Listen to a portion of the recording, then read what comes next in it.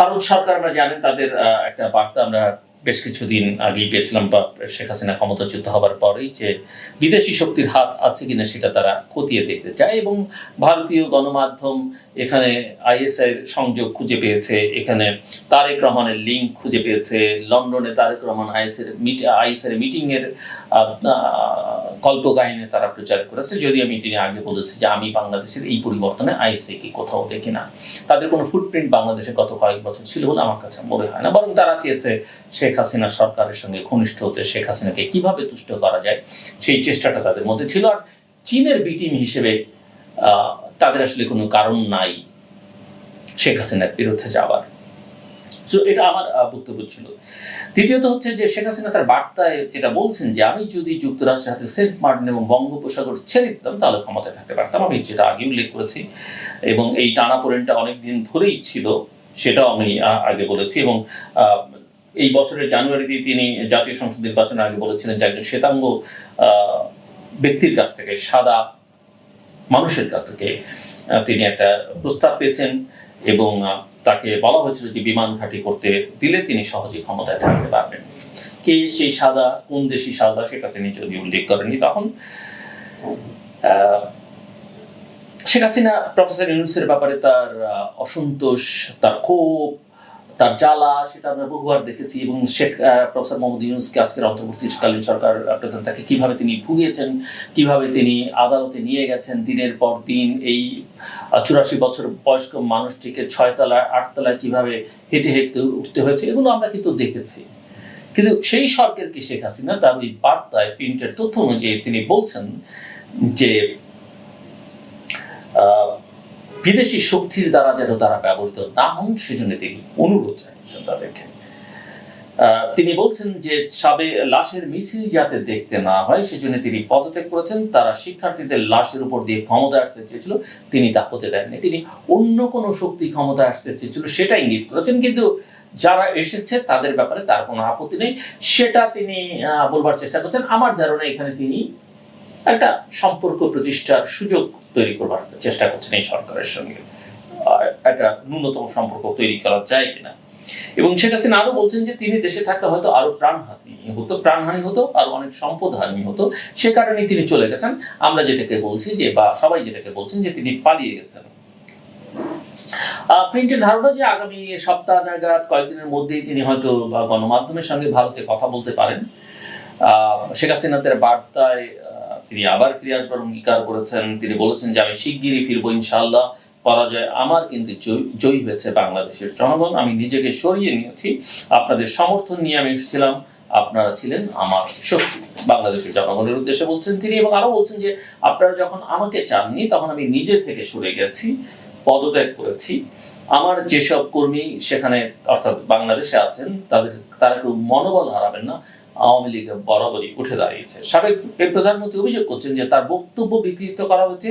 এ ব্যাপারে তিনি বলেন তিনি তরুণ শিক্ষার্থীদের আবার বলতে চান তিনি কখনোই তাদের রাজাকার বলেননি, তার কথাগুলো বিকৃত করা হচ্ছে, এটি গোষ্ঠী ফায়দা দিচ্ছে। এটি প্রকাশের বেশ খানিকটা পরে, বলা যেতে পারে 1-2 দিন পরে, সজীব ওয়াজেদ জয় প্রধানমন্ত্রী তনয় তিনি বলছেন যে শেখ হাসিনা এরকম কোনো বিবৃতি দেননি। এখন সমস্যা হচ্ছে সজীব ওয়াজেদ জয়ের ক্ষেত্রে যে তিনি কিন্তু এক এক সময় এক এক কথা বলছেন।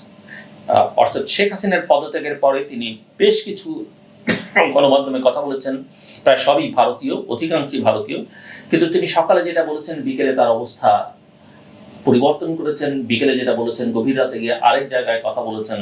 কখনো তিনি বলছেন তার মা পদত্যাগ করেছেন, কখনো বলছেন করেননি, কখনো বলছেন আমরা রাজনীতিতে যাব না, আমার মা রাজনীতি করবে না, আবার তিনি বলছেন আমরা সময় হলে ফিরবো।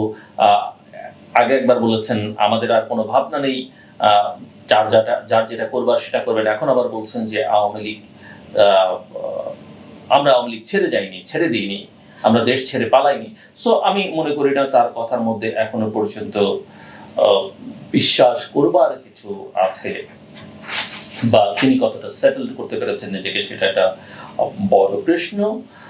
এখন প্রশ্ন হচ্ছে যে আরেকটা আলোচনা আছে যে ভারত নিয়ে, যেখানে শেখ হাসিনা আছেন, ভারত সাবেক এই প্রধানমন্ত্রী বাংলাদেশে তাকে নিয়ে কি করবে। আমি যেটা বুঝি যে ভারত, যদিও বাংলাদেশের পররাষ্ট্র উপদেষ্টা ইতিমধ্যেই বলেছেন যে তার ভারতে থাকা না থাকার সঙ্গে বাংলাদেশের সঙ্গে ভারতের সম্পর্কের ক্ষেত্রে কোনো সমস্যা তৈরি করবে না, কিন্তু শেখ হাসিনাকে কোনো গণতান্ত্রিক বিশ্ব অ্যাকসেপ্ট করবে না, তাকে কোনো অ্যাসাইলাম দেবে না, গ্রহণ করবে না, সেটা মোটামুটিভাবে নিশ্চিত করে বলা যায়। তিনি অন্যান্য দেশে যেতে পারেন, সেটা যাবেন কিনা আমি জানি না, বেলারুশে যেতে পারেন, তিনি মালদ্বীপে যেতে পারেন, অনেক কথা আছে, কিন্তু ভারতে একটা কনসেনসাস মোটামুটি আছে, তারা তাকে যেহেতু সবচেয়ে ঘনিষ্ঠ মনে করে, যদিও ভারতের শেখ হাসিনার বিরুদ্ধে কথা বলবার লোকের সংখ্যা এখন আগের চেয়ে অনেক বেড়েছে, কিন্তু সাধারণভাবে মোটা দাগে যেটা, সেটা ভারত তাকে অতিথি হিসেবে অ্যাকসেপ্ট করেছে এবং তারা তাকে নিরাপত্তা দিতে চায়, যেটা একটা সময় বঙ্গবন্ধুর হত্যাকাণ্ডের পরে তারা তাকে আশ্রয় দিয়েছিল ভারতে, লম্বা সময় তিনি সেখানে ছিলেন, সেটা তারা করবে। তবে শেখ হাসিনার বিচারের প্রসঙ্গ যেটা হয়তো অত্যন্ত গুরুত্বপূর্ণ হয়ে সামনে আসবে, ইতিমধ্যে তার বিরুদ্ধে মামলা দায়ের হয়েছে, কিন্তু আরো অনেক মামলা তার বিরুদ্ধে হবে, অপরাধ বহুমাত্রিক এবং জেনোসাইডের অভিযোগ হচ্ছে।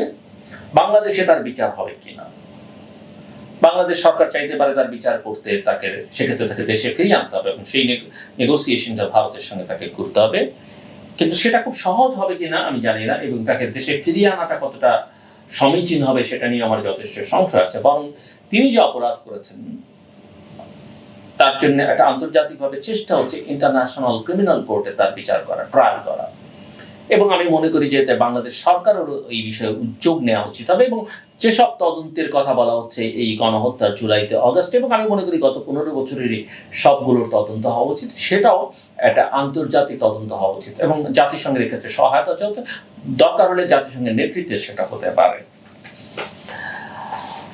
ভারতের ব্যাপারে আমার একটাই কথা, আপনারা এটাও জানেন যে লক্ষ্য করেছেন যে গত শুক্রবারে 5 জন বিশিষ্ট ব্যক্তি বাংলাদেশ, নেপাল এবং শ্রীলঙ্কার তারা একটা বিবৃতি দিয়েছেন এবং তারা দক্ষিণ এশিয়ার বিভিন্ন দেশে, বিশেষ করে এই দেশগুলোতে অভ্যন্তরীণ রাজনীতিতে ভারতের হস্তক্ষেপের অবসান চান।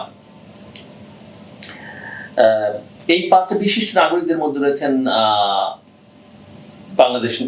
বাংলাদেশের এক ফেমিনিস্ট অর্গানাইজেশন নারী পক্ষের সদস্য এবং ব্র্যাক ইউনিভার্সিটির ইংরেজির অধ্যাপক ফেরদৌস আজিম, ব্র্যাক বিশ্ববিদ্যালয়ের centre for piece and justice এর নির্বাহী পরিচালক ব্যারিস্টার মঞ্জুর হাসান, নেপালের লেখক এবং হিমাল সাউথ এশিয়ান সাময়িকীর প্রতিষ্ঠাতা সম্পাদক মানি দীক্ষিত, নেপালের ন্যাশনাল হিউম্যান রাইটস কমিশনের সাবেক কমিশনার সুশীল পিয়াপুরেল এবং শ্রীলঙ্কার সাংবাদিক এবং সমাজকর্মী লক্ষণ গুনাসেকারা। বাংলাদেশের সাম্প্রতিক পরিবর্তিত পরিস্থিতি প্রেক্ষাপটে এই বিবৃতিটি তারা দিয়েছেন এবং বিবৃতিতে তারা বলছেন যে কয়েক দশক ধরে ভারতের রাজনৈতিক, আমলাতান্ত্রিক এবং গোয়েন্দা বিভাগের হস্তক্ষেপ বাংলাদেশ, শ্রীলঙ্কা ও নেপালের সীমাহীন রাজনৈতিক অস্থিতিশীলতার ভূমিকা রেখেছে এবং তা কর্তৃত্ববাদী শাসনকে ক্ষমতাবান করেছে। ভারতের হস্তক্ষেপ প্রতিবেশী দেশগুলোর গণতন্ত্র দুর্বল করে দিচ্ছে, এতে দেশগুলোর আর্থ-সামাজিক অগ্রগতি বাধাগ্রস্ত হচ্ছে। প্রতিবেশী দেশগুলোর রাজনীতি হস্তক্ষেপ করা থেকে বিরত থাকতে ভারত সরকারের প্রতি আহ্বান জানিয়েছেন তারা, এবং তারা বলছেন যে ভারতের এ ধরনের হস্তক্ষেপ শান্তিপূর্ণ সহাবস্থানের অর্থাৎ পঞ্চশীল নীতির সঙ্গে সাংঘর্ষিক। এক সময় ভারতই এই নীতির পক্ষে প্রচার চালিয়েছিল। এছাড়া এই ধরনের আচরণ ভারতের নরেন্দ্র মোদী সরকারের বহুল প্রচারিত নেইবারহুড ফার্স্ট নীতিকেও অস্বীকার করে। অথচ গোটা দক্ষিণ এশিয়াকে রাজনৈতিকভাবে স্থিতিশীল ও শান্তিপূর্ণ অবস্থায় দেখাটা ভারতের নিজস্ব স্বার্থের পক্ষে সহায়ক। এটি ভারতের নিজস্ব অর্থনীতির জন্য লাভজনক এবং তাদের আন্তর্জাতিক অবস্থানকে উন্নত করবে। তাদের বিবৃতিতে বলা হয়, 1971 সালের মুক্তিযুদ্ধের সময় ভারত যে সহযোগিতা করেছে তার জন্য দেশটির প্রতি বাংলাদেশের নাগরিকেরা কৃতজ্ঞ। তবে আমি এখানে একটু যোগ করে দিতে চাই, সেই সহযোগিতা নিঃসন্দেহে আমাদের জন্য প্রয়োজনীয় ছিল, আমরা উপকৃত হয়েছি, কিন্তু শুধুমাত্র মানবাধিকারের বিবেচনা থেকে তারা এই সহযোগিতা আমাদের করেনি। তাদের স্ট্র্যাটেজিক রিজন ছিল, তারা চেয়েছিল পাকিস্তানকে দুর্বল করতে এবং সেটা তাদের জন্য খুব জরুরি ছিল। কাজে এটা আমাদের মাথায় রাখতে হবে। ওই বিশিষ্ট নাগরিকরা 3 দেশের বলছেন যে তবে এর পরের অর্থাৎ 71-এর পরের কয়েক দশকে নিজেদের উদ্দেশ্য পূরণের স্বার্থে ঢাকার রাজনীতিকে পরিচালিত করতে চেয়েছিল নয়াদিল্লি।